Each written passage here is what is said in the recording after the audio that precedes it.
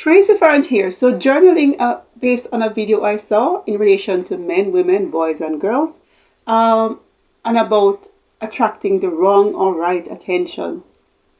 And I saw the video based on a lady speaking to another situation with another younger lady and saying the way she was dressed and when she did not carry herself, it invited the wrong attention. And I understand the spirit in which it came from and the intention, but it's a little misguided, and it's a little misguided in the sense that we think that we're being cultured to think that it's okay for people not to be responsible for themselves, and so we are to blame and not the other person who is responsible for their hands, their feet, their body and their mind. So she was mentioning about the young lady and saying that she invited the wrong attention based on, piercings and so on. And she said but even so, based on her words too, I realized that even though she transformed and began to dress differently, the man was still putting a demand on her to behave in a certain way. So it shows that the issue was not with her piercings and the way she was dressed in the first place, because the moment she transformed her clothing, another man did the same thing, which shows that that was not the issue in the first place. But I understand the spirit in which it came from. But from a professional perspective, I can see that where you don't want to be wearing piercings and so on and visible tattoos unless you're in that kind of arena where it's allowed. So for some jobs it's okay, but for others it's a part of the professional approach, the whole look, the aesthetic of the company. And so really, if you want to cooperate with the company, it's a part of their guidelines and you have to conform to it because that's the company image. So from a professional standpoint, it's important to carry yourself a certain way professionally. But from a personal standpoint, as I mentioned, in listening to her, the issue did not come from just her piercing. It came from the expectation of what the man had in his heart before she even got there. As I mentioned, even when she transformed into more modest clothing, the demand was the same, which shows that indeed the issue was not her in the first place. It was about an adult not understanding boundaries. That's one. 2, not being responsible for their own body and mind. And 3, another individual, an adult male, feeling entitled. So I would say those are the 3 fundamental issues that I saw at play. And then she mentioned in another scenario where a child was present and the person approached them and said he wants to describe her nether parts, her vagina, and said how he described it, just walked up to her and described her parts and said she was on the beach or somewhere, and said he wanted to thrust his parts, his penis inside of her. And she said it was because she was wearing tights. Now I know people do jogging and they wear tights, people of all sizes, and also they wear shorts and so on. Now that is a threat to rape. That is a threat to rape. And that should not be tolerated. And it's unfortunate that people have been cultured to believe that it's okay.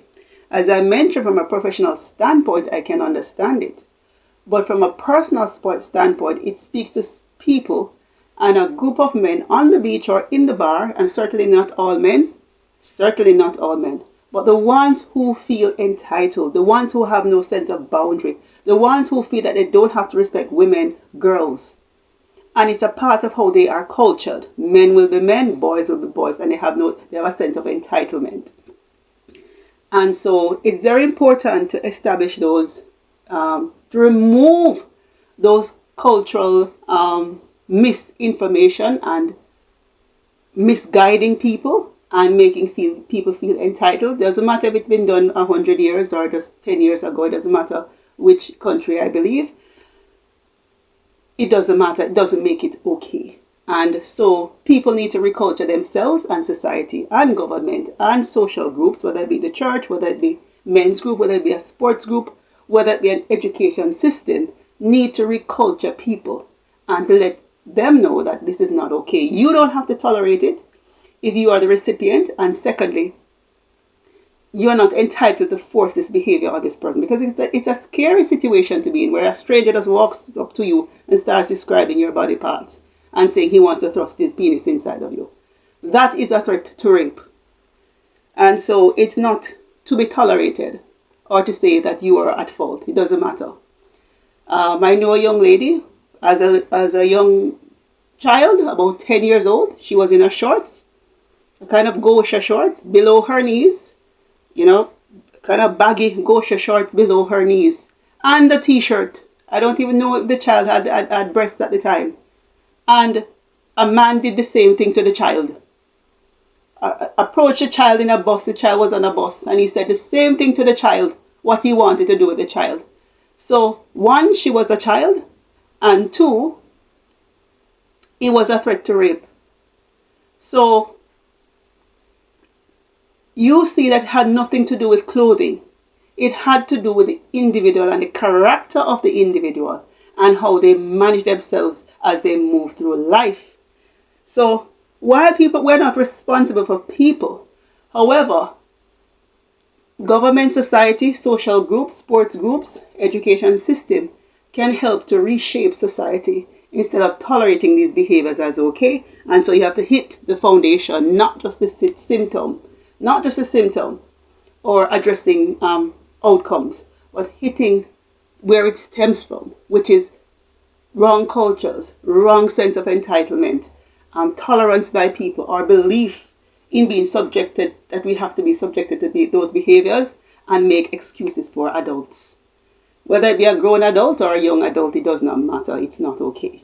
And yes, I do believe that it was a woman who walked up to the man and described his penis and said she wanted to do something with him. I would also disapprove of it. But most of the behaviors, I would say, come from men. I would say 95% of the behaviors come from men. And it happens to local people, it happens to tourists, it happens to many people. And so it's important even for other men who know better to help to reculture and to reshape other people and to other men, and to say this is not okay. So they need to cancel this cultural mentality of men will be men and boys will be boys, and it's okay to cross the boundary of a woman, of a girl, sexually, whether it is an intention with it, whether whatever the case may be, and in however it expresses itself. And so the reality is that you have to send the right message, and you have to take a stance, because the minute you give people a loophole, or they think that it's okay to pull one over on you, where they give their responsibility of themselves to another human being and to something outside of themselves, then that is what they will rest on, because society is willing to tolerate it. They're willing to believe the lie and to rest their responsibility for themselves and their minds onto another human being.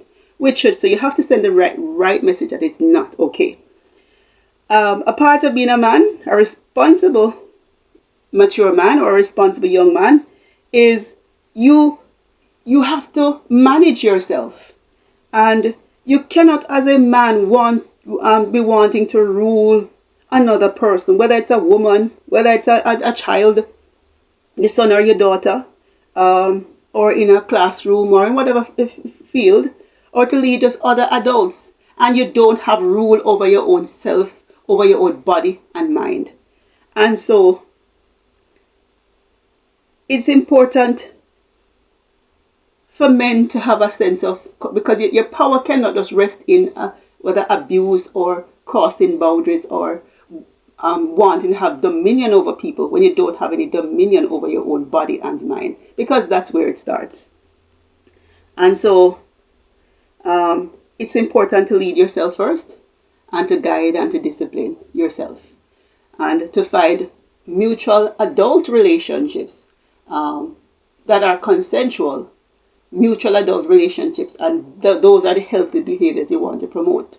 Not walking up to strangers and saying, or even people who you know, doesn't